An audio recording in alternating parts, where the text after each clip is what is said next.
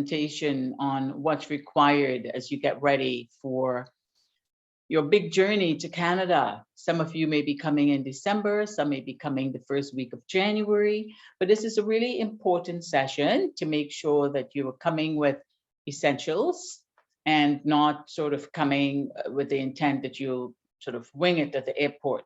These are very, very critical steps in getting a smooth transition on this new journey. For some of you, it could be the second time you're embarking on a program. But for the most part, I think many of you are new students. So again, this is just everything you need to know, hopefully, and more before arriving in Canada.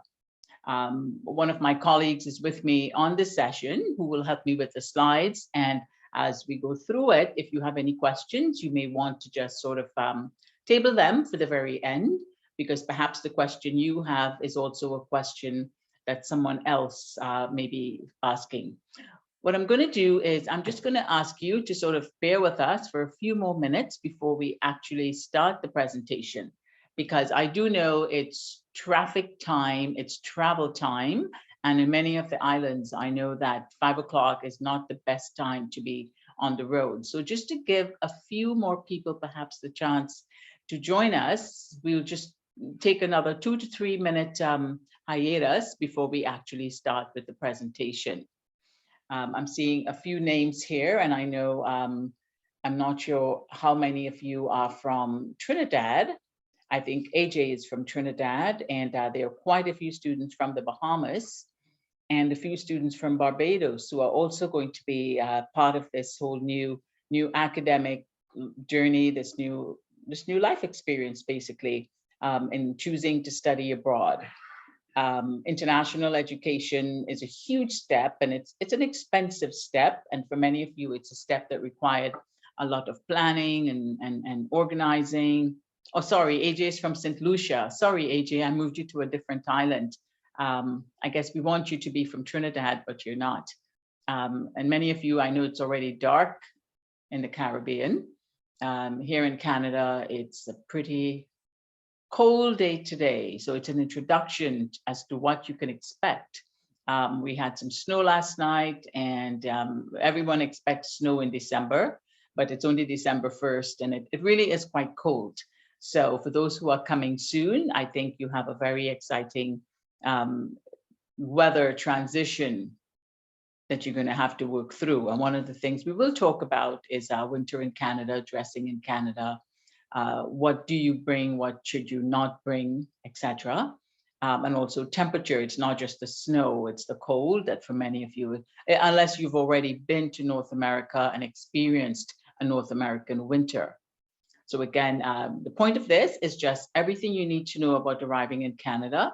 At the end of the session, we will have some links that you definitely should pay attention to in case you need to get additional information, or if you want to have me give you a call, a Zoom call, a Skype call, just to stay in touch with you. Many of you already have been in touch with me, but just to let you know that we are available, not just myself, but the Fanshawe Cares team, to make sure that you have all your I's dotted and all your T's crossed. So when you do arrive, it's without any additional stress or any additional challenges. So it's just about 6 minutes after 4. I think we will start, Letitia. So if we can move to the next slide, please. So again, as I said before, welcome. This is an early welcome to Fanshawe, and we do look forward to receiving you in person when you arrive. Students are usually encouraged to arrive no sooner than a month prior to classes. So hopefully none of you are yet here in Canada. This session is actually being recorded. And so if you cannot stay for the entire thing, or perhaps you know someone else who could not be part of the session, we will be more than happy to share the link for the session with them. Anything we mentioned regarding IRCC, which is immigration, it's just a policy, and we encourage students at all times, right up until arrival, to keep checking the IRCC websites for any updates, or the Fanshawe website. COVID sort of gave us a rude introduction to paying attention to changing information And that was on a daily basis. It's no longer sort of the COVID rush, but we still encourage students to keep checking the site. Everyone's going to be muted during the presentation. You could open your camera, and then I could see your lovely smiling face, but everyone's muted. And we encourage you also to type questions in the chat, but do not share personal information. Quite often, students are sharing email addresses, their names. You're not allowed to share personal information. If anyone starts doing that, we perhaps will have to close you off. We don't want to do that, okay? So feel free to send questions to me, but don't give any personal information. And any questions we will be answering at the end of the presentation. Also, you're welcome to send me an email later on if your question isn't answered, or perhaps you need additional clarification on whatever question it is you have presented. So again, welcome to Fanshawe College, and we do appreciate the fact that you've chosen Fanshawe as your institution for post-secondary academic programs. We are one of 24 colleges, and we always say you've chosen us out of 24. So we, in fact, feel privileged that we will be welcoming you to join our student community in the very, very near future. Okay, so next slide, please. So again, my name is Cynthia, and I look after students who are coming to us from the Bahamas, from Barbados, St. Lucia, and Trinidad and Tobago, which is where I'm from originally. I myself came to Canada as an international student many, many decades ago. So I probably experience exactly what you're experiencing and will experience.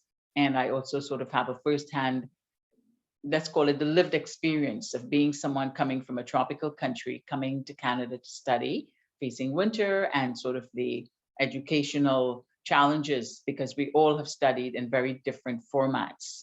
So one of my roles is international recruiting, but I also work in the International Center as a student life consultant. There are 5 of us in the office who do this, and we assist our international students with their experience here from arrival right through to graduation.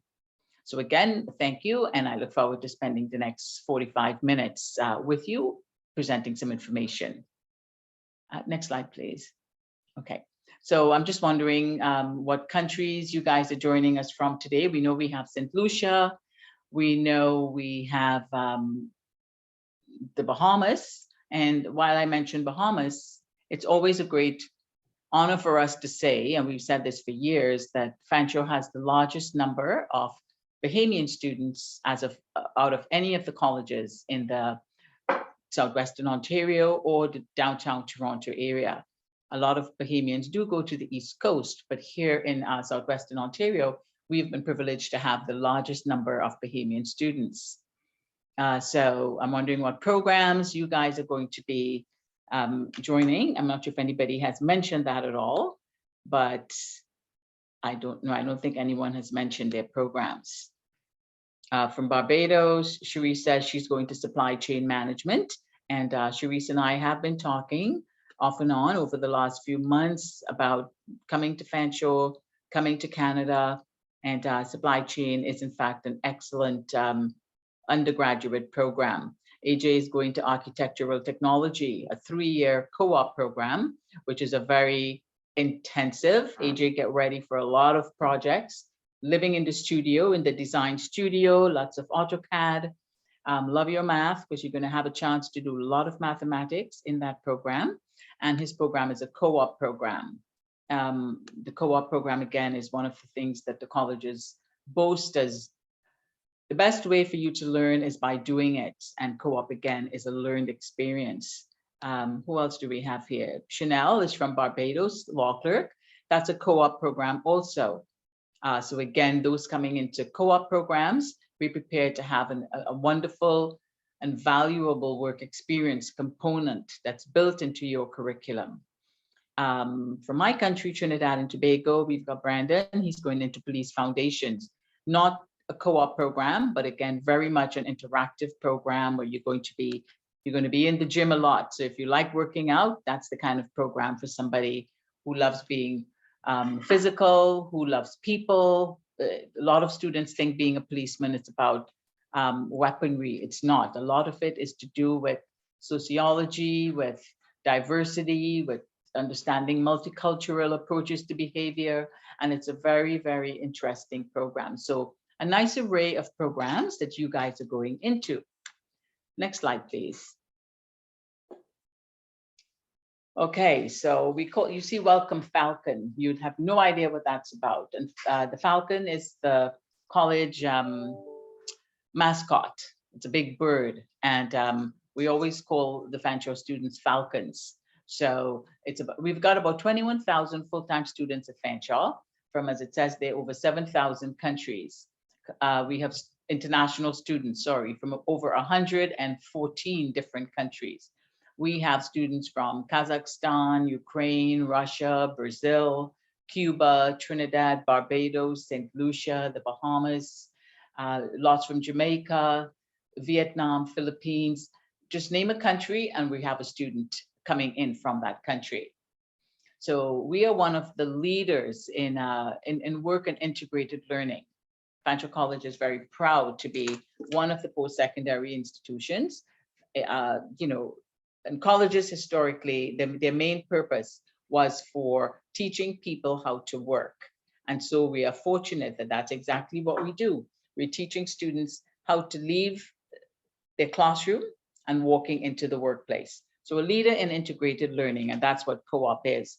Even if it's not a co-op program, we also have a new facility, and it's called it's a signature learning experience, where every student will get a chance to be physically involved in some sort of a project.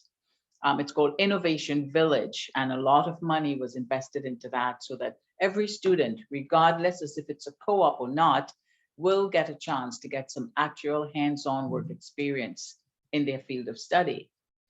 Every program we have is eligible for a post-graduation work permit. That's quite a mouthful, so we tend to say PGWP. And that's one of the reasons many people choose Canada. If you study for 1 year, then you're entitled for a 1-year post-grad work permit. If you study for more than 2 to 3 years or more, you're entitled to apply for a 3-year post-graduation work permit. So again, welcome, you're now a Falcon. Okay, next slide, please. London is known as the Forest City. Why? Because as you could see by that lovely image, we have a lot of trees. London is a very green city with over, I think it's over 333 kilometers of pathways for biking, for cycling, for walking. Very much of a diversity in terms of the kinds of physical activities that you can enjoy here in London. That's the river you see downtown. That's not in a sort of a jacked up image. That's exactly what the downtown looks like. For those who are doing anything in hospitality or food and beverage, game design, your program will be at the downtown campus, which is about a 5-minute walk from where you see that bridge going across the river. That's an image of the downtown, many new high rises. There's a baseball stadium. So basically, there are about 532,000 people living in London. You may think that's not a lot, but it's big enough, yet small enough. Accommodation is also literally 40% more affordable than if you were living in Toronto. Finding places to live has in fact become one of the challenges that international students are experiencing, in that they can't seem to find enough housing. But we do have some assistance to help you with that, but it definitely would be literally almost half the cost of living in a larger city.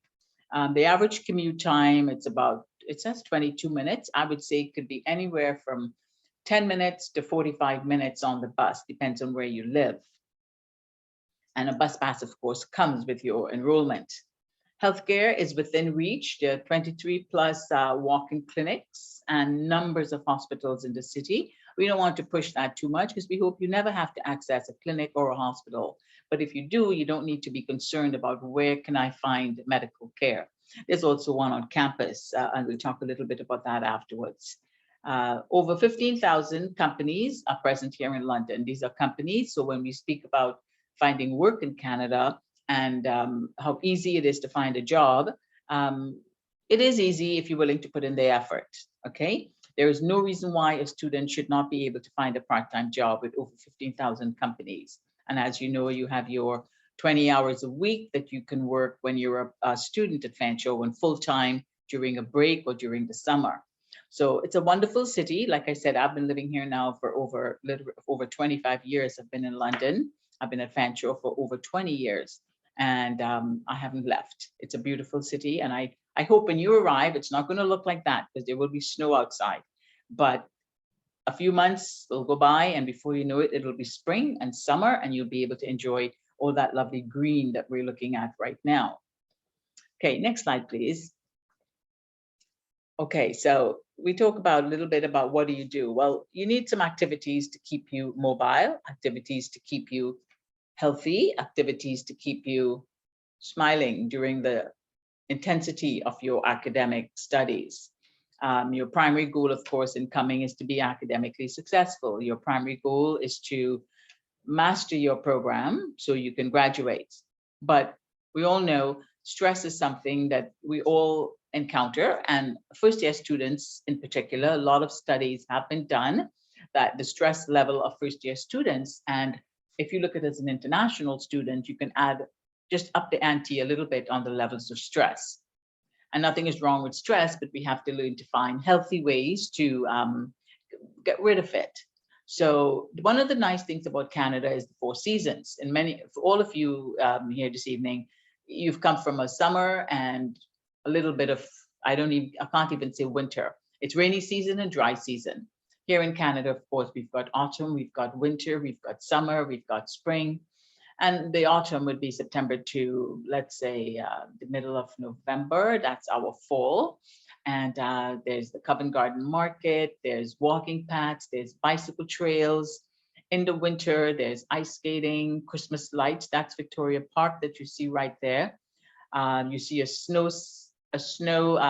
hill beneath it where students can go tubing, they can go tobogganing. If they're chancy enough, they could try downhill skiing, cross-country skiing, snowboarding, and hockey, of course, which is a huge Canadian pastime.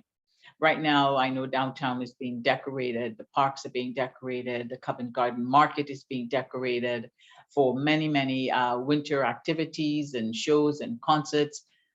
By the time you arrive, though, if it's after Christmas, it will no longer be like that. But for those who are coming mid-December, there's a lot going on in the city.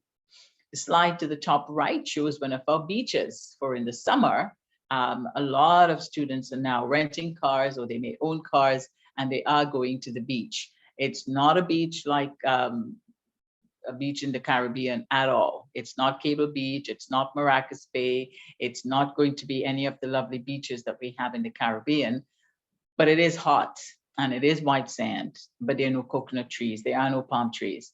The water is a little bit colder. I don't say cooler, I say colder than what you're accustomed to, but more and more students are going out and picnicking, and you can play cricket, you can play volleyball, they're having fun activities at the beach. Port Stanley and Grand Bend are 2 of the closest beaches, and that would be the one you're looking at, it's Lake Ontario, Lake Huron, and that's about a 45 to 50-minute drive. The other smaller beach, it's Port Stanley Beach, which is about a 20-minute drive from London. Really nice places to go and spend a Sunday. There are lots of concerts in Victoria Park. We have something called Sunfest. So in the summer, you can be prepared for 4 days of world music. We also have the Budweiser Gardens, which is downtown London, and there's some huge names that come there for different concerts. They're not free concerts, but it's a beautiful place to enjoy a really, really first-class music production. Lots of Broadway productions come there. There's Disney on Ice, Cats, it's playing right now, but a really exquisite place. Motorcyclists really should be bicyclists. We have a lot of bike paths in London now. They're becoming very sort of environmentally conscious and encouraging people to ride their bikes. Through the Fanshawe Student Union, which is your union, you can also rent bikes in the summer. They give you helmets, they give you everything. And that's a wonderful way to tour the city. And then the last picture on the right, of course, would be October, and that's our fall, that's Springbank Park. And if you love the colors, the gold, the yellows, the browns, London certainly has a lot of trees. Again, it's the forest city. And when those colors have changed, it's a very calming and soothing experience. So lots to do in terms of activities in Ontario, but in particular, these are all about London, Ontario. Next slide, please. So we mentioned tubing, we mentioned tobogganing, skating, hockey. How do you prepare for winter in Canada? I can tell you when I first came here, I kind of thought, oh, it's not that cold. The sun is shining and the sky is blue. But I can tell you when you step outside, that is a deceptive sunshine and it's a deceptive look of warmth. Sometimes the colder it is, the brighter the day. When it's snowing, it tends to not even be as cold as when it's not snowing. So it says the cold season lasts for 3.5 months, December to March. As you can tell, it started in November this year. And the average daily temperature is about 4 degrees. I think it's minus, it says -1 right now. And one of the common things in Canada is it'll say feels like. So what it would be -1, but feels like -7 perhaps, or -9 even, because with the wind, it's called the wind chill factor.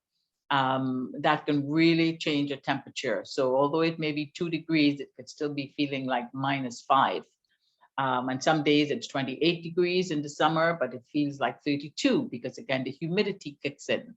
So we always say what the weather is, check your phone, get the weather app downloaded, and it'll tell you exactly what to expect. I was speaking to a student this afternoon who said to me she wished she had checked a weather app because she did not know it was going to be so cold today. And she had to go on campus and discovered very quickly as she's waiting for the bus that she was not properly dressed. So in terms of what do you bring with you, I mean, you need to have a coat, you need gloves, you need scarves, you need snow boots, hats, warm socks. They may not have to be wool necessarily, but it should be warm, warm pants, tights. A lot of students wear tights under their jeans even. But I discourage you from shopping in the islands to bring this. You may find when you get here in December or even January, for those who are coming to shop in January, you'll get a lot of stuff on sale because now it's the after Christmas sales, it's the Boxing Day sales. So just come with maybe, travel with a warm sweater. I traveled recently from Nassau back to Toronto, and I was so happy I had socks in my bag. I also had a scarf in my bag, and I had a warm sweater. And it was great because the minute I got out of the airport to board the bus to come, I could feel the cold hitting me. But I did not need to be sitting with a winter coat on necessarily. If you have one, by all means, bring it. But if you don't have one, I suggest waiting until you come to Canada to buy those things. I learned very quickly, again, when I was a student, I didn't want to mess my hair up. So you don't want to wear a big woolly winter hat. Very quickly, you begin to learn that hats, gloves, and warm socks, they cover all your extremities. So heat leaves your body very quickly if you're not wearing a hat, if your socks are too thin, or if you don't wear gloves. There's also something called frostbite that students can suffer from. Anyone can suffer from frostbite. Frostbite is where it is so cold, any part of your body that's exposed to the cold will actually feel as if you've had a first-degree burn. So hats, gloves, socks, scarves, I say are the main things that you need to be thinking of in terms of purchasing for the winter in Canada. I hope this hasn't turned you off because it's probably nice and warm wherever you are, although I know there's a lot of rain right now in the Caribbean. But I do hope that the weather doesn't seem to turn you off from wanting to come. It's all part of the experience. And before you know it, it's going to be spring, and that's another wonderful weather. A lot of students I know are already taking lots of pictures outside to send to their family back home, because for many, it's their first real snowfall. Okay, next slide, please.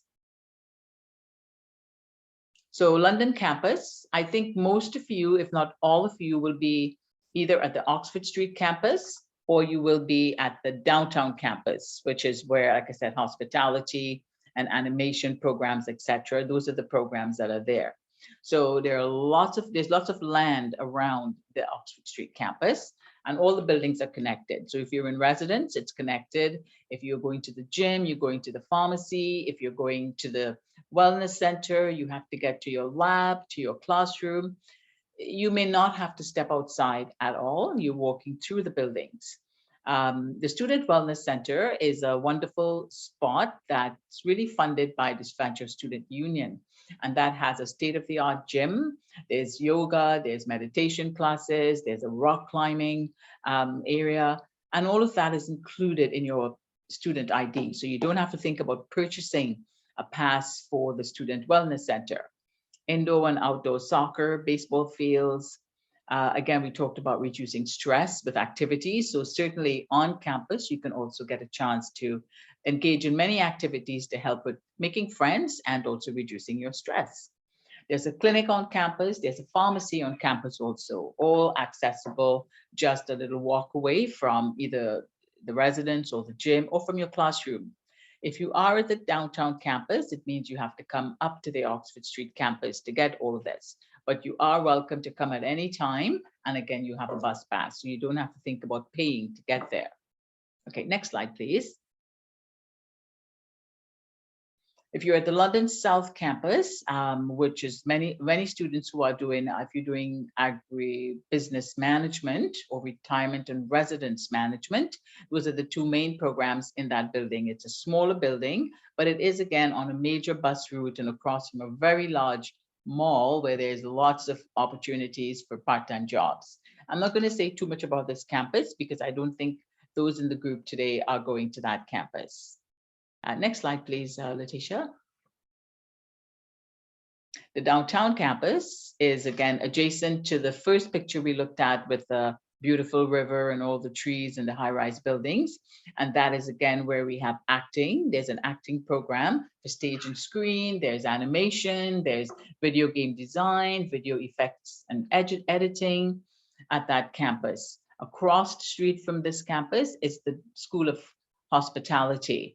And all the programs in the hospitality school are there, plus a couple of the IT programs like software systems testing, and I think computer programming is at the downtown campus.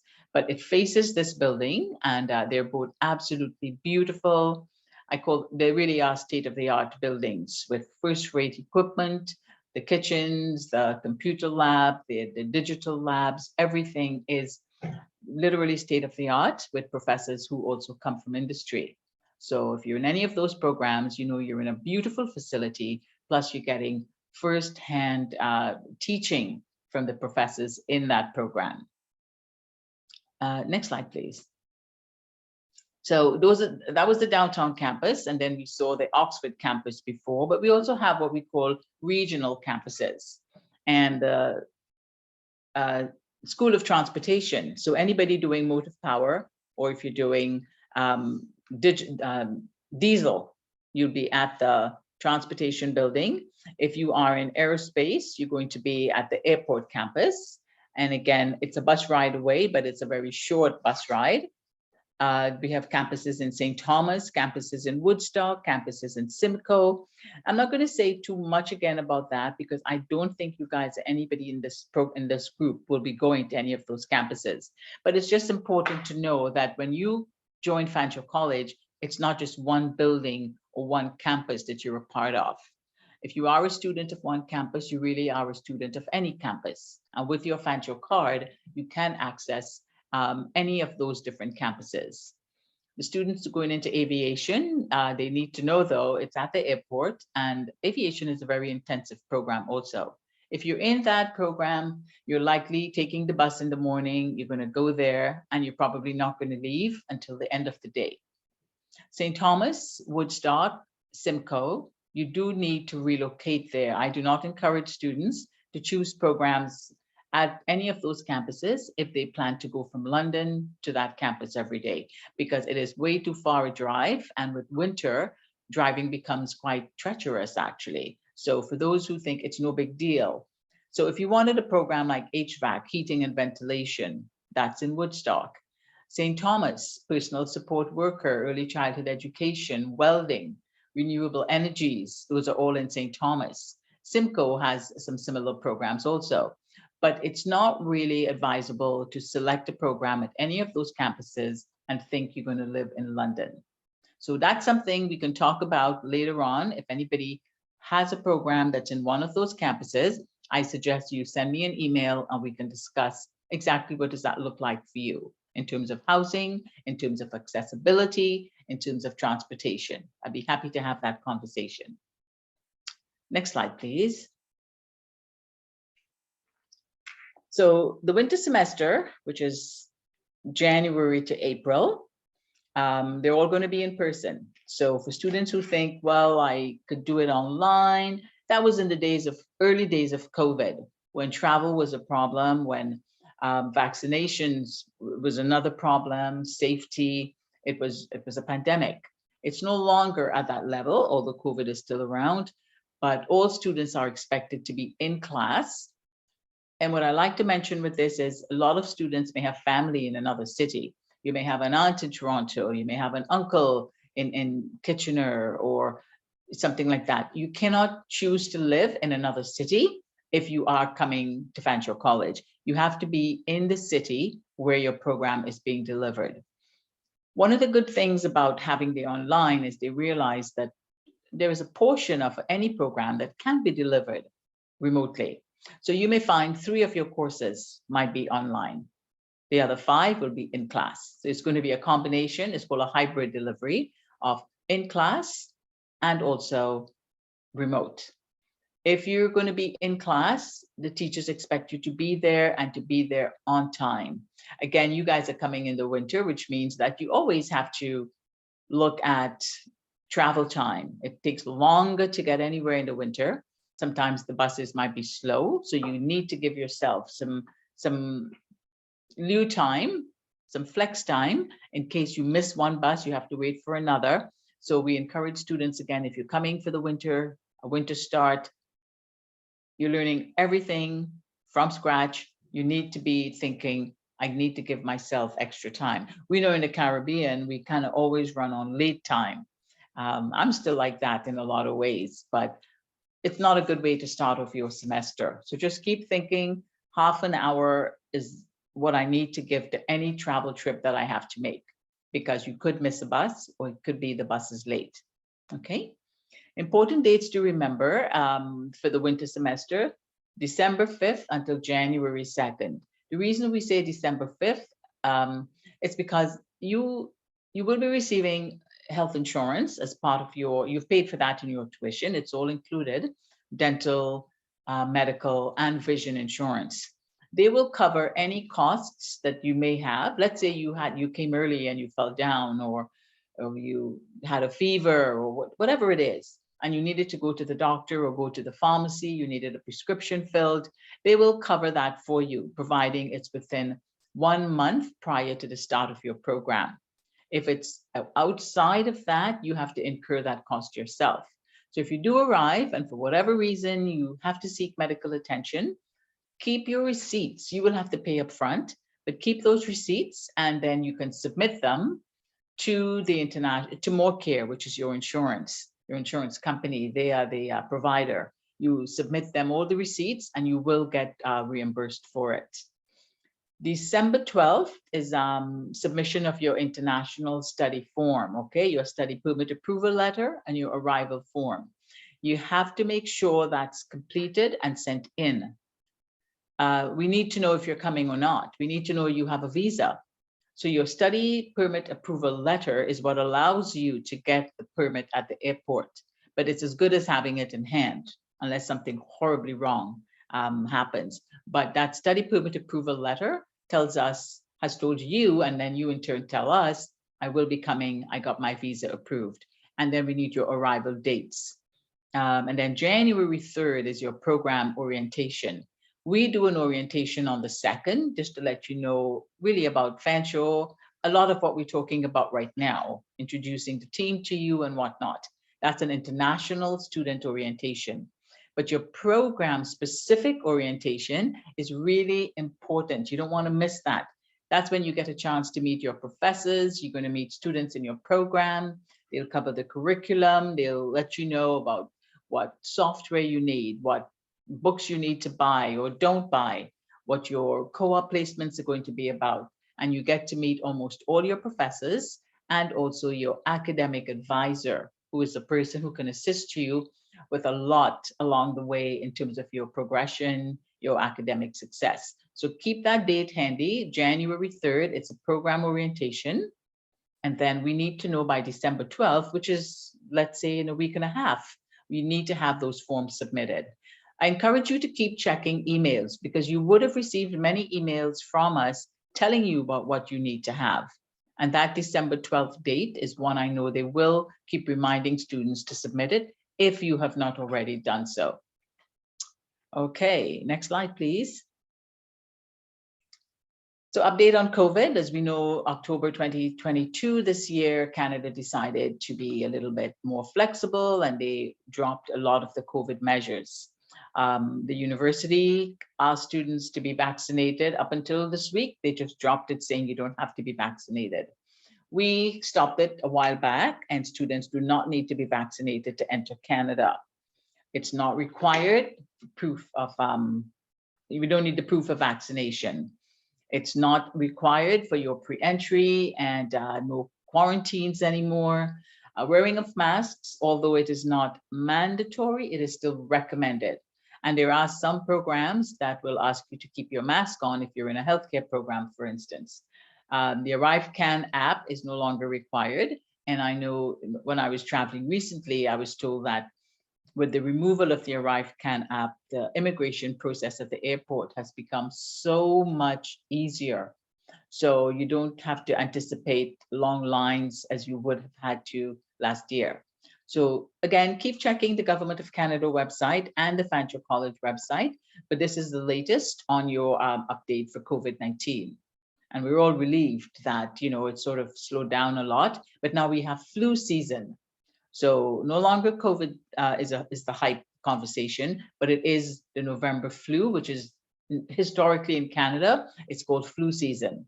So keep in mind again to be safe, hand washing, wear your masks if you feel more comfortable, and you still stay away from large gatherings unless you know everyone's there and they're all COVID free. Next slide, please, Letitia. So before traveling to Canada, we're going to look at accommodation. We want to look at how do you get here, the student form, and what to bring. So we'll cover that in the next few slides. Accommodation, just so you know, it's, as I said earlier on, it's become a little bit difficult to find housing. So we do encourage students to start thinking ahead of time. Letitia, the next slide, please. I think it's the next slide. It's accommodation. There we go. That's a picture of residence, and I'm not sure if many of you or any of you are going to be going into residence, but typically it's on-campus residence. We have 3 high-rise buildings and 1 townhouse, which is your traditional style apartment. If you were coming and you were going into residence, you're likely already applied, you already got it approved. Normally, there aren't a lot of spaces in the winter for students who are going into residence in the winter, because September students tend to take up all of those spaces. There are a few hotels that the college has partnered with just to give you a little bit of a hiatus space to stay until you get full-time accommodation. So if you need temporary accommodation while you look for a place to live, they're estimating 70 to 150 Canadian dollars per night, and you book directly with the hotel. Again, Fanshawe Cares is the office you want to contact to find out who are these partner hotels. It's likely to be the Holiday Inn, Howard Johnson's Hotel, the smaller hotels who will give the students a little bit of a discount. A lot of students are also choosing to stay in an Airbnb while they look for a permanent place to live. You can also be checking off-campus accommodation. In the slide here, you see Places for Students, Inc., Kijiji, which is another big place, and Facebook Marketplace, looking for places to rent. Most places will rent for a year, and they expect you to sometimes pay first and last month. However, more and more, they're asking students to even pay 3 months in advance. That's because you don't have a guarantor, you don't have a reference. And so to safeguard, they ask the students to pay 3 months in advance. The typical rental agreement in Canada is a lease, And I would say 90% of places will have you sign a lease, which means you're locked into that place. If you decide, I don't like it, and you just want to leave, you will find yourself still having to pay the rent, even though you no longer live there. The Canada Homestay Network, it's another sort of a network for students. We've had that for years in Canada. And it's someone's home where you live, and they will allow you to make your own breakfast. They have groceries in the house. You have to have a private room. You have to have a computer. You need to have a workstation. And also, they will make you dinner. I think that's usually the arrangement with the homestay. You get dinner prepared by your host, but you make your own breakfast, but they will have groceries in the house that you can use. And if there are those of us who want to get a sort of a home feel with our accommodation. We don't want to be rooming with 3 students we don't know. So the Canada Homestay Network, again, is one other option you can look at. And sometimes they do month to month contracts with students. So again, be checking your Fanshawe Cares site or email Fanshawe Cares to get more information on anything regarding these accommodation options. Okay, next slide, please. So the International Student Form, again, a very important form, ISF. We need to know where you are. We need to know you're coming.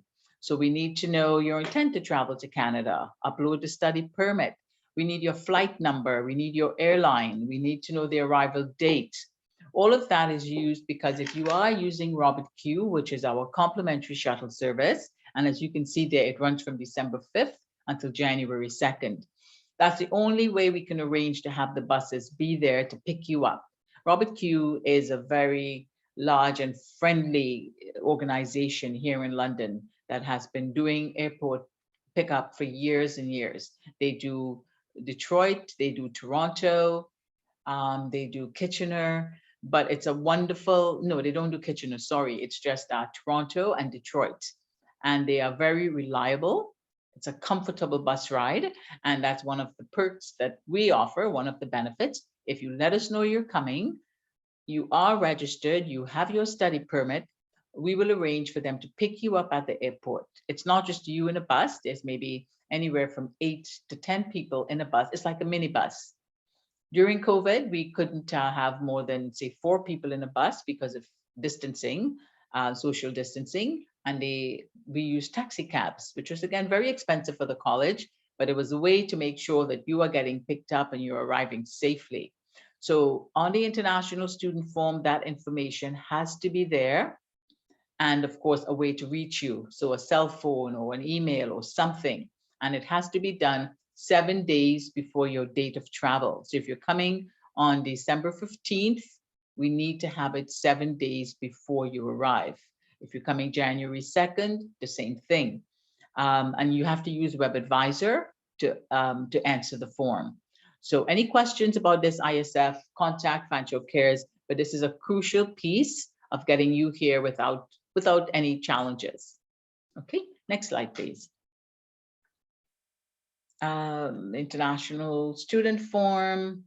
Again, this is a Q&A. When should I complete the form? Are we on the same slide? 1 second. International. Okay, when should I complete this form? If you don't want to be picked up, we need to know that too. Yes, you should have to submit the form. And I want to come to Canada, but waiting on my study permit approval. Please do not come until you know that you have your study permit approval.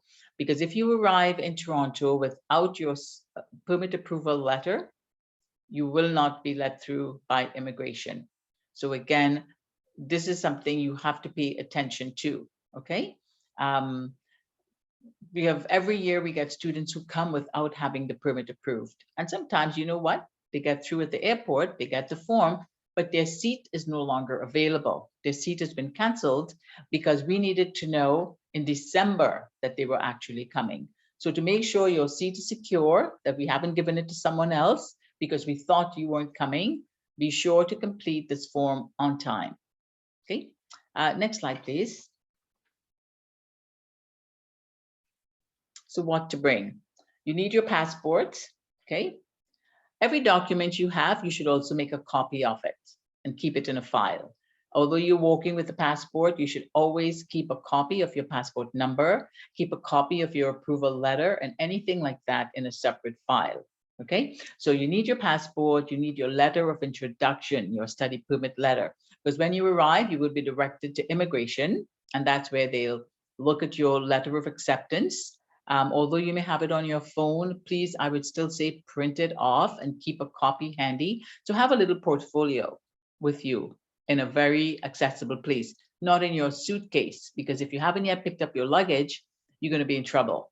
So keep a little portfolio in your backpack or your handbag with a copy of your passport, with a copy of the letter, etc. And then any other documents required by immigration, like proof of funds. Maybe you want to print off that you have paid your first semester fees or you have paid your second semester fees. Always have a little bit of Canadian currency with you, even if it's $100 Canadian, make sure that you have that with you.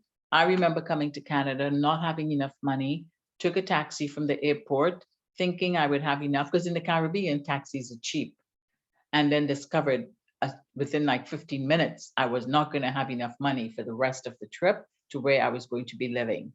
He very nicely stopped and he put me off the bus, put me out of the taxi, very friendly, told me where to catch a bus.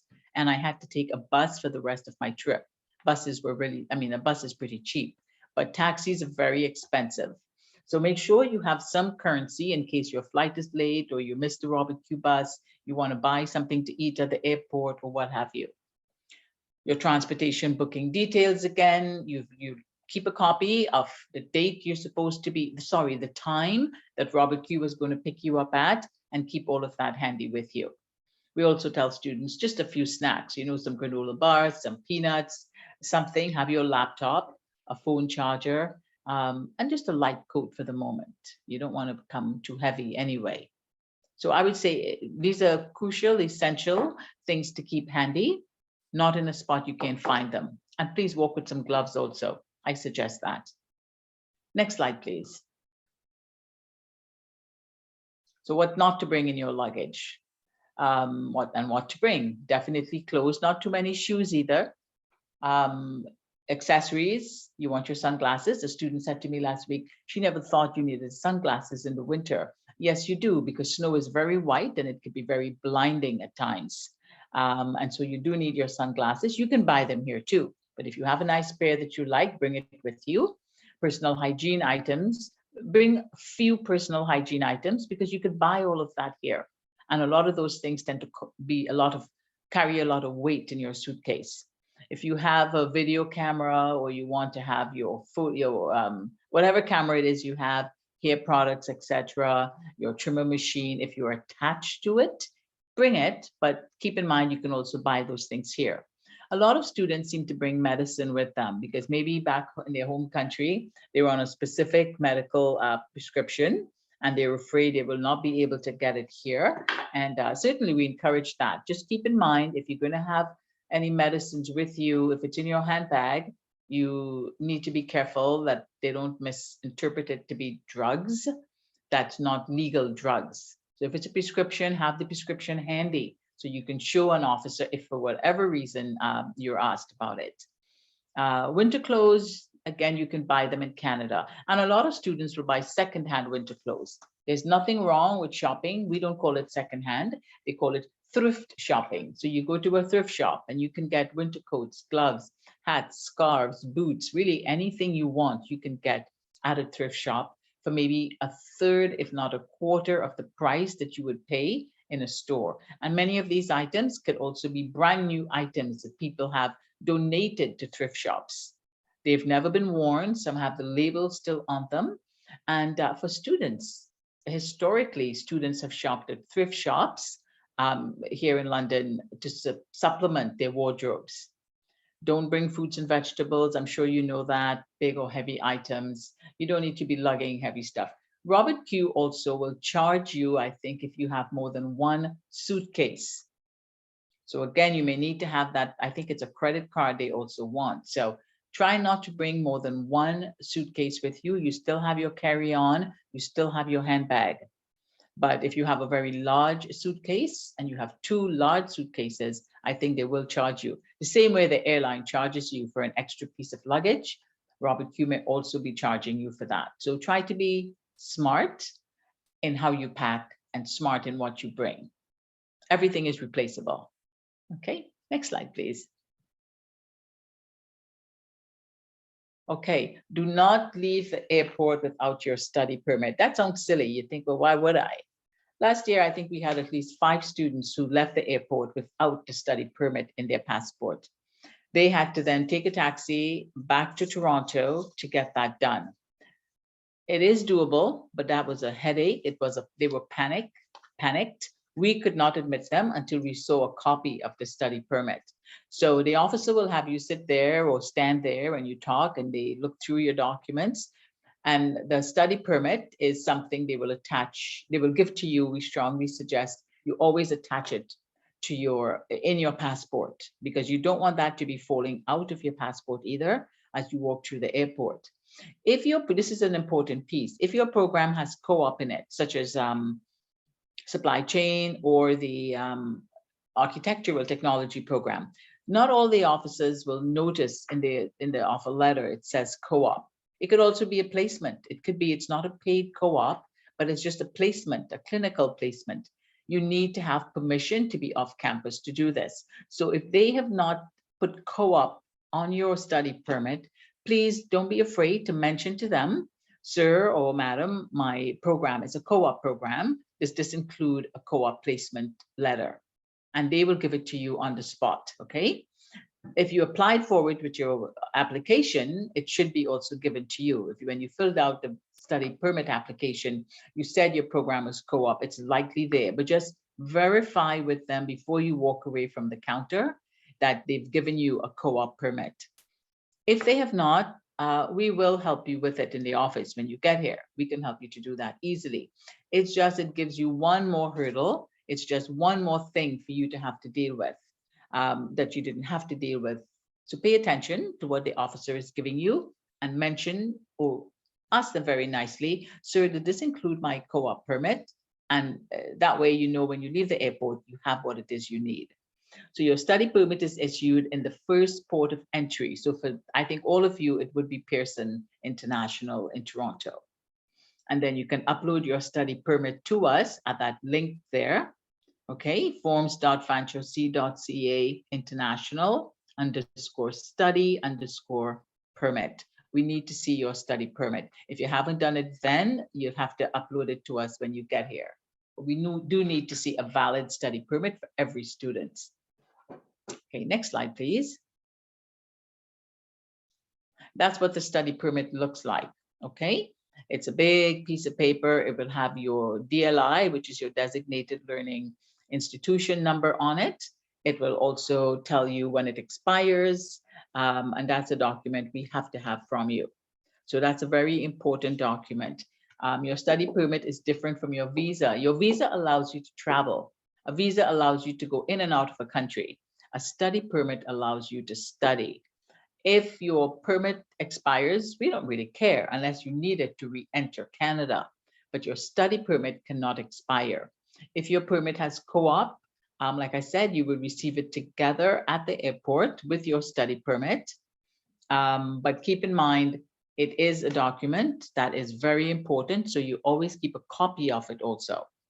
And the DLI would be on there, and we also need it uploaded to us. So we have a copy of it.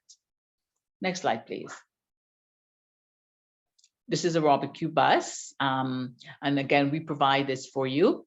It's free for students. If you're coming with mom or dad or a spouse, they're not included in this. You would have to then contact Robert Q and you pay directly for that person. It's anywhere from $40 to $80 a person, depending on age, with the Robert Q bus. So if you know you're coming with family, speak to Fanshawe Cares ahead of time so you can book seats on the same bus as yourself. And you're not in for any surprises at the airport that the bus is full, because these buses do fill up. And in the winter, there are a lot of people who don't want to drive on the highway. So some of them go to the airport and take the Robert Q bus to London. So they're picking you up from Toronto Airport, and that's Pearson International, to your accommodation in London, or if it's St. Thomas, or if it's Woodstock. But again, we need to know where your campus is, where you need to go to, and also the date and arrival. When you get to the airport in Toronto, there is a way to contact Robert Q to tell them you have landed.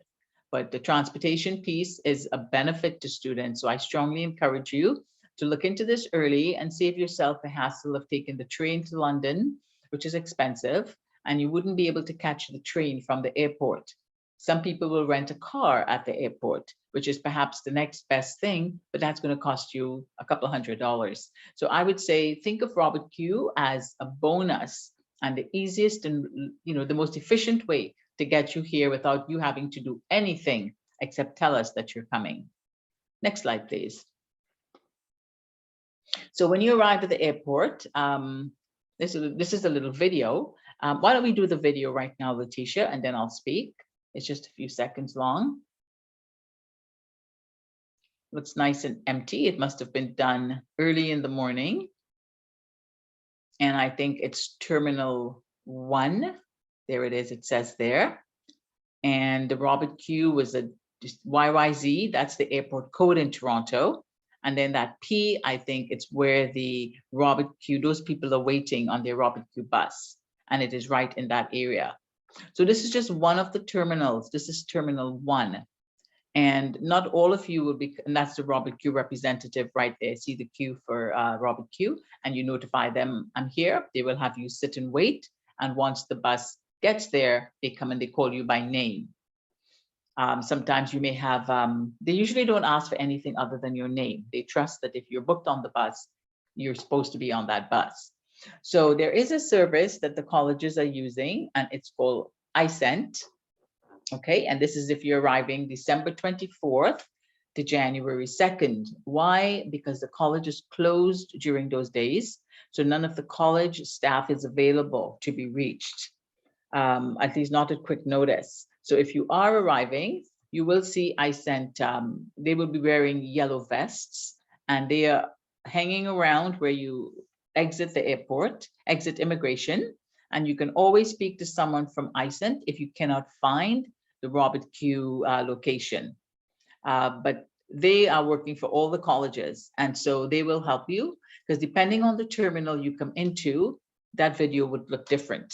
If you came into Terminal 3, again, it's a different looking spot. But Robert Q always has a desk, and it's under ground transportation. So if you were to ask a security guard, you want to ask them for ground transportation, and you want Robert Q. There are a couple other buses that go to different cities, but Robert Q is the one that comes to London, and it's that deep burgundy color. So look for that, or speak to someone from iSent, and you can't miss them apparently. And we'll make sure that you get here. But sometimes a flight is late, and so a student can get on that Robert Q.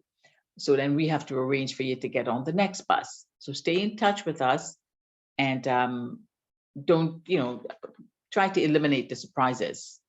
Okay, so we are closed between December 4th to January 2nd. The entire college is closed during that time, but I know Emily and they will be answering emails. Okay, next slide, please. This one again is about students coming with pets. More and more we're finding families are coming and bringing their pets with them. And that's fine, but again, you need to know all this. We would only book you as a student. If you're coming with family members or pets, you do that yourself. And then you will pay and you submit the receipt with your full name to fanshawecares.ca. So keep in mind, again, Fanshawe Cares is the site you want to keep handy, because they are in charge of arrival services. Anything to do with getting here, it's their responsibility. Not their responsibility, but they are the ones to facilitate that for you, because you are also responsible in large part. Sometimes students don't give us the right information, and so they're left hanging. To avoid that, stay in touch with Robert Q, fill out the form, notify them, send them an email if you have a question. But you are allowed to bring a pet with you, okay?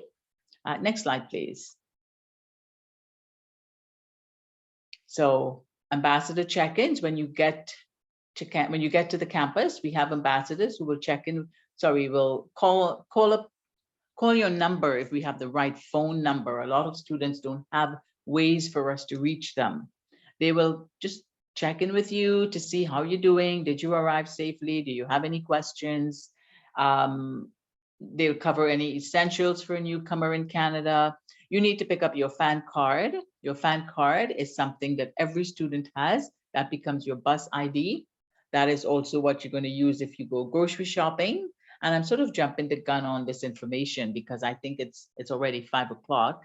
So maybe the next slide, please, Letitia. Right, so that's the ambassador check-in where they will give you a phone call or an email just to make sure that everything is fine with you. Ambassadors are students who work for us, and maybe you would be an ambassador in the future because they do get paid, and it's just the way it's like a student-to-student contact.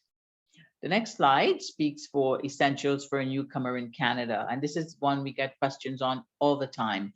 My social insurance number, where do I get it? Can I work now? No, you cannot work. You can only work after the 10th day of class, okay? To get a social insurance number, normally they also want you to have a residence. They need to know where you live. You must show a fixed residence. So for many students, if they don't yet have a place to live, they may find that they cannot apply for their SIN number. But your social insurance number is what allows you to work in Canada. Without that, you cannot work. Some students are lucky, they get it at the airport also. Immigration will just have it processed for them. You can ask that question too about your, it's called SIN number, SIN. But typically students will apply for it once they get to campus. We also have 2 immigration officials who will come on campus, and social service workers, sorry, not social service worker, Service Canada employees who will come on campus for 2 days in January to help you with applying for the SIN number if you did not get it at the airport or you haven't gone to do it. The office is located just in the downtown. You also need a SIM card, you need a postpaid phone plan, whatever you need. There's Bell, there's Rogers. There are many booths at the mall here in London where students will go to see what is the best deal on a SIM card or cell phone, depending on what their needs are.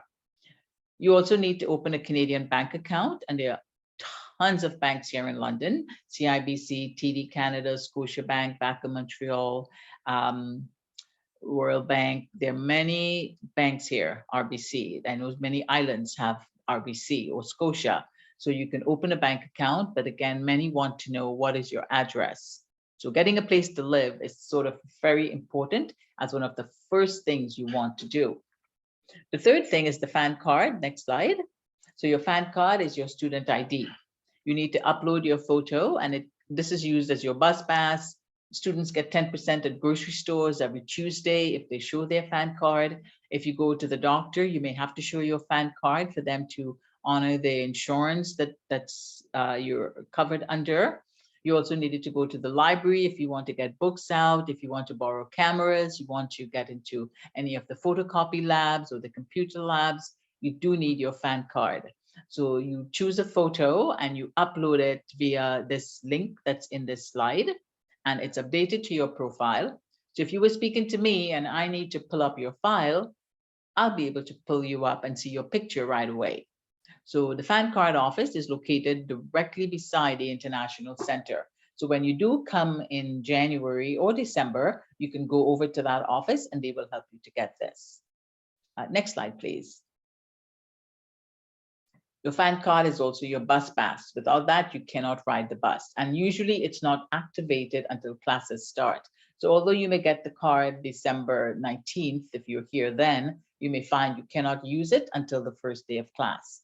But any full-time student in London will get the bus pass for winter 23, and we encourage you to download the bus app in order to track the schedule. So you know, my bus is 5 minutes away, my bus is 10 minutes away, my bus is delayed. It's a very useful app to have on your phone, but you are allowed to ride the bus 24/7 with your Fanshawe ID card, which is your FAN card. Next slide, please. Online tools, you'll get more information on this, so I wouldn't get into much detail with this, but your web advisor, and that's your administrative account with Fanshawe College. Fees, timetables, grades, everything is available in web advisor. Fanshawe Online, that's the portal that your academics will use. So you're looking at your courses, if a professor is not going to be on class today, maybe they're sick, they will send you a message with your FOL ID. So all your assignments, everything like that is what you need to have, what you will have access to with your Fanshawe Online account. I won't say too much about this here because you'll hear a lot more about Web Advisor and Fanshawe Online during your orientation. And there are also students who work for Fanshawe Online who will help you to navigate this, to understand how to use it. So if you don't know how to use it, come up to the International Center and we can perhaps tell you where you can find any FOL advisors to help you with this, okay? And again, you get Fanshawe Online is where you get your class lists, grades, quizzes. It's a very, very important tool. And it seems confusing until you start using it. So we won't talk more about it because I think you actually need to be on it for you to understand the significance of it. And we can help with that. Next slide, please. So Web Advisor, again, that's where we have all the information we need about you. And one of the things we do encourage students to do is to change an address. So once you get here, if in fact you have a place to live, you're going to go to Web Advisor and you are going to go to demographic update. You're going to go to I think it's called My Student, My Contact Info, and you're going to delete your home country because right now we would just have your home country address in it. Again, if you don't know how to do it, come up to the International Center, which is in E2035. I'm going to mention it now, probably mention it again. E2035, and anyone there can help you with updating your address in Web Advisor. But this is another very important portal, and there's lots of help to be given to you once you're here and you start using it. Okay, next slide, please. Course materials. Again, you don't want to buy anything, I would say, until you get here. But weeks before the class starts, you are given your material in the via Fanshawe Retail Services. You just need to know the program you're in and your program number, and they can tell you what books you need. But most of the materials you're buying has to be bought at the Fanshawe store. Laptop requirements, you'll also get that from the Fanshawe IT service desk. But we always tell students, wait until you're here and you've done your orientation to know what's compatible. What do you need and what do you not need to buy right away? Books are very expensive. And if you change your program and you're stuck with expensive textbooks, that's never a pretty thing. There's also the Adobe Cloud and Microsoft. Fanshawe has, all students have free access to these applications. I think we are known as one of the Adobe Creative Campuses, and all of that is provided to students free of charge. You can just upload it once you are a student and registered. So several software and applications are free for all students. Don't go buying anything to upload until you're here and you know what you need. Okay. Next slide is one that we felt was important about getting to know your grades, because many students don't, we know you got 50 or you got 60 or you got 70. Here we use a lot of what we call grade point averages. So the very last column, it says grade point. If you're 4.2 grade point, it means you got your marks between 90 to 100%. It's an A+, and you're distinguished. You perhaps make the Dean's Honors List. And it goes right down to, if you're 1.5, that's a D+. A 1.5 GPA, grade point average, is not good, okay? Because for most programs, you have to be a minimum 2 GPA to graduate from that, even to complete that semester successfully. If you're less than 2, they may ask you to reapply to the program. Every semester, we get lots of students who are called required to reapply students. And these are students who fell below the 2.0 GPA.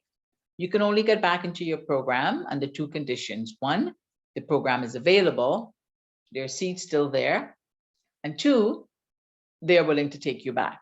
So a grade point average is very important, and you have an academic advisor Not our office. We are student advisors, but an international academic advisor is who you want. And every program has someone in that who will help you with this. The next slide sort of follows on with this. It's about academic integrity and it's about plagiarism. Students from the Caribbean, we don't cheat. You know, you're never taught to cheat, and we do not cheat. That's what plagiarism is, to put it mildly. It's cheating, it's copying, it's submitting work that's not your own, or submitting work that is your own, but you did not reference it properly. You did not give who the original author was. So again, there's lots to be discussed about academic integrity, and you have an academic integrity course in the first couple weeks of class where they talk to students about plagiarism, how to submit assignments, how to know when to use referencing. If you're a high school student, perhaps you've never done a lot of referencing of essays and whatnot, they will teach you. And we always say, when in doubt, ask. So if you don't know what it is you need to do and you're not sure if this is your own work, then just ask them. Okay, ask your professor. Next slide. Again, it's all about behavior. This is now not academic behavior, but our regular routine behavior, student code of conduct. There is a code of conduct where students are responsible. Things like your student right. What is my right as a student? Do I feel discriminated against? Do I feel bullied? Like, I don't feel safe in my house. I don't feel safe in my classroom. I don't feel safe in the hallways. What are my rights and who's there to look after me? And there are sanctions that are in fact imposed on students who do cyberbullying. They could be expelled. If you feel intimidated by a classmate, we have a student code of conduct officer. He's a wonderful man. I think he's a retired police officer. Students can speak to them and they will look into what the issue is and find a safe and fair way to deal with it. So you are protected. We have a lot of security officers on campus also, and it's all tied into your student code of conduct. So your academic conduct, but also your personal conduct is something that we don't take lightly. Okay, next slide, please. So again, we spoke a bit about health. Your More Care insurance is it's in the third point there, international healthcare provided by More Care. If you're coming with a family, you have to purchase this, and it's anywhere between $800 and $900 a year for family coverage.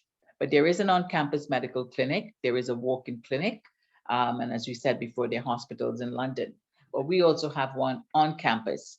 And students coming for the winter semester, you are covered by health insurance, as we said earlier, starting December 2nd. So starting tomorrow, if you come on Saturday and for some reason you end up going to a clinic, keep your receipts because you can claim it back once classes have begun.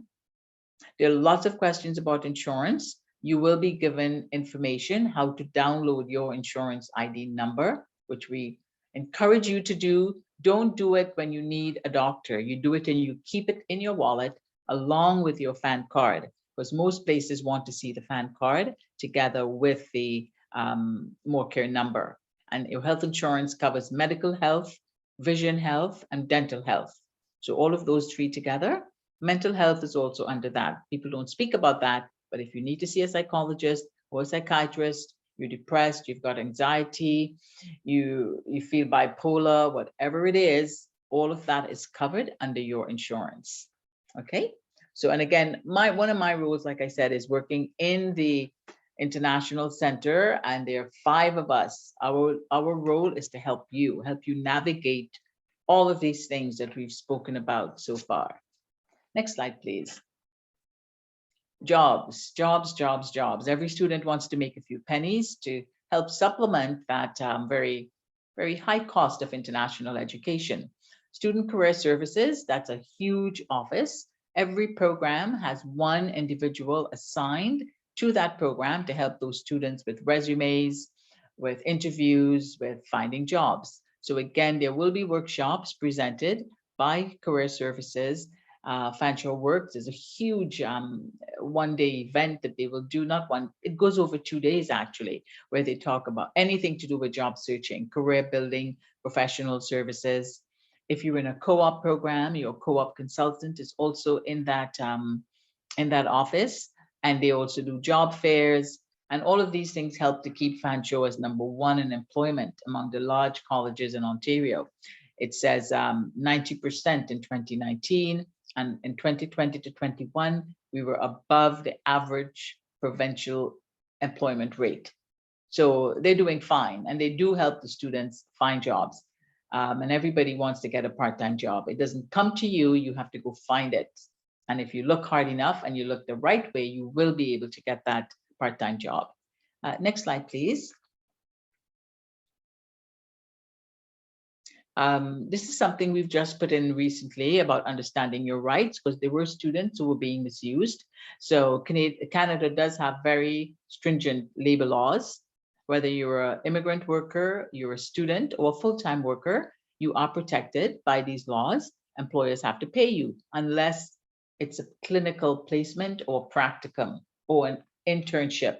Those are not paid. If it's co-op, you must be paid. If it's a part-time job, you must be paid. And, you know, safety in the workplace is a big thing. Safety boots, hats if you need them, gloves, protective eye equipment if you work in a factory. And minimum wage in Canada is approximately $15.50 an hour. So that's, if you do the math on that, you work 20 hours a week, you're making a little over $300 a week, times 4, that's about $1,200 a month. You may take home $1,000. So it is helpful, but your studies and your academic success is first.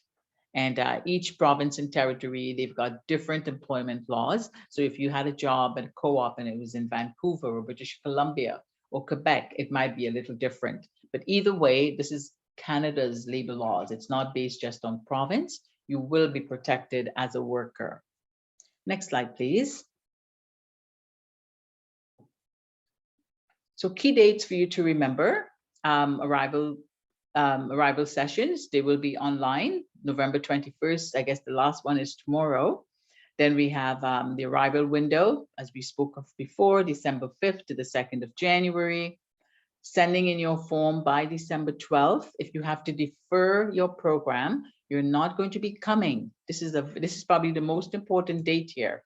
You have until December 12th to let us know, I want to defer to May or September 23, providing there's a space available for the program you want, and providing the program you want is also offered at those intakes.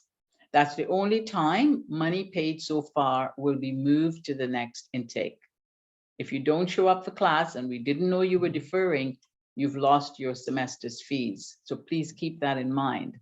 The welcome session, that's just for us to tell you everything you need to know and more or less what we've spoken about today.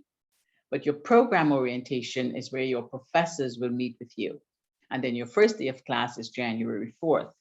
One of the things I was mentioning earlier this week is also there is a winter break, and that winter break is February 20th to the 24th, or reading week or study week, as we call it. So for students who are thinking they want to get a trip home, the week of the 20th of February to the 21st of February would be a time to book a short trip home. If you Google on the website, Academic Calendar 2023, it will come up, and there you will see all of the dates that you need to know in terms of exam week, when you can drop a course and all of that. For most of you, your exams will be finished around the 21st of April. So if you were booking to go home for the summer, do not book before the 21st of April. When you go to your program orientation, they will let you know what is the last day of study for you, but then you still have exams. So classes may end on April 17th, but if you have exams, you have to wait until your final exam. Most professors will not give you an early exam so that you can go home early. So again, your orientation will cover all of that. Okay, next slide, please. So Fanshawe Cares, again, it says it's unfortunate this is going to finish tomorrow, but these are some of the things that they have talked about. The topics included more care, wellness, academic supports, job searching. There will be more of this again in the winter. And then if you're here in January, you can get all of this in person. So that was just sort of for those who did pre-departure sessions earlier on. Next slide. Again, we talk about enjoying your life in Canada through activities to supplement your success, because your academic success is going to be based on how good you feel about yourself. Feeling good about yourself sometimes requires having a strong social network. So we're looking at things like the FSU, Fanshawe Student Union. Fanshawe Friends is something that we're running from our office, where you can link up with a student. And they also do a lot of activities. They go on hikes, they go for picnics, they may go to a hockey game, making friends in your classroom, making friends where you live, making friends if you go to church. There are lots of churches in London. Every denomination is represented here in London. People make friends at church or in your workplace. Networking is one of the best ways to find jobs and to really feel like you're part of the Canadian culture. And of course, restaurants, bars, it's a matter of feeling confident enough to approach people and let them know who you are. And being approachable is a gift some of us have, but through the Fanshawe Friends Network, we're hoping that students can learn how to liaise and how to not feel afraid or ashamed or a little bit insecure in approaching strangers. Canadians are very friendly people, and they love to know who you are, where you're from. And we can talk a lot more about that when you get here to Fanshawe. Next slide, please. So these are Instagram profiles to follow. One is the Covent Garden Market. And like I said, right now, I know they're getting ready for Christmas. It's a huge event. And they have concerts throughout the year, but especially in the summertime. So Covent Garden Market is definitely one you want to follow. And the link is there, linktr.ee Covent Garden. The next slide speaks about the next slide, please, Letitia. There it is, Fanshawe Student Union. This is your student union. And I really want you to go online and check this one out. fsu.ca/links, because they will post events that they are hosting for students. They do hockey games. They may have basketball games where they get you tickets to go to the games. We have a huge stadium downtown. They also are the ones that can rent bicycles. There are jobs through the FSU. There's a lot of fun activities, there's games. It's a way to make friends. It's a way to also find part-time jobs. So again, make sure you follow that Instagram. And the last one, I think, is London Economic Development, LEDC. It's called campsite.bio/London EDC. That's an organization, very progressive organization that keeps everyone up to date on jobs that are coming to London, companies that are hiring, the economic growth of the city. And it's a great way to look at building your skills and building up your knowledge as to what does Fanshawe College, what does your education at Fanshawe College position you for in terms of jobs of the future. And our second to last slide says, welcome to Fanshawe in Canada. If you need help, this is the phone number for the registrar's office. There's also a live chat where they will answer questions. That's one of our beautiful green streets here in London. It's probably all white right now as we speak. And those trees are probably bare because all the leaves have fallen off. We're now just approaching into winter almost. And it looks very different, but certainly in the summer, it looks exactly like that. So the International Center, they do have representatives who work Monday to Friday, and they will answer your calls and do a live chat or send an email or redirect you to whomever can answer whatever question you may have. And the next slide is just a picture of the team in the international office. As you can see, there are a lot of people here to look after you. There's immigration support. We have a student exchange coordinator. If you want to go to another country and do a semester of study, there's someone there who can discuss that with you. You do get a $2,300 bursary if you decide to go abroad and complete a semester. It's only available to certain programs, but certainly something worth looking into. Student life coordinators like myself, you have settlement facilitators. We have our admissions team, who is the person who would have sent you your offer, and of course your recruitment team. And that would have been me for the islands. So a large group of people, all happy and ready to serve you. And I think this is our last slide, where basically it's telling you follow these links and stay in touch with us. know exactly what it is we're doing. All of those people in the picture there, I think they're all students of Fanshawe College, perhaps with lovely stories to tell. And so the Fanshawe International has a page for ambassadors also. And then lots of YouTube videos. If you would even Google your program on YouTube, you'll probably get a video telling you a bit about your program in terms of graduates and whatnot.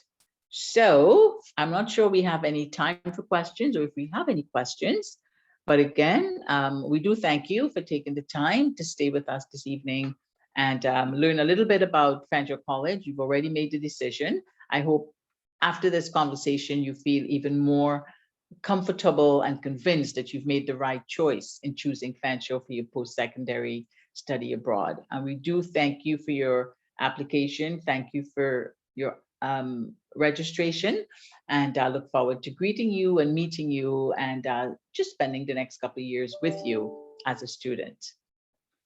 So I'm not sure there are any questions, Letitia. No, I think there are no questions in the chat. So I'm going to just say thank you, everyone. And all of you have my email, so I know you will be in touch if you have any additional questions. Anything to add, Letitia? Oh, good. Okay, there were no questions in the chat, correct?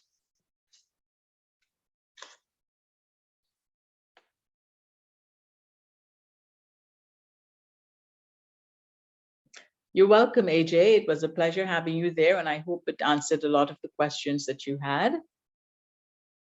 And I'm not sure who else is still there. Brandon, Cherise, Nazira. Okay. So thank you, everyone. Have a wonderful evening. And Brandon, yeah, you will meet everyone soon. And I'm certainly available. I'm not sure if all of you have my email, but it is, if you were to go on the website, you will find me, Cynthia Connerth, and I'm happy to contact you again. It's right there in the last slide, cconnerth@fanshawec.ca. Nazira, look forward to meeting you also. Have a great night, everyone. Bye-bye.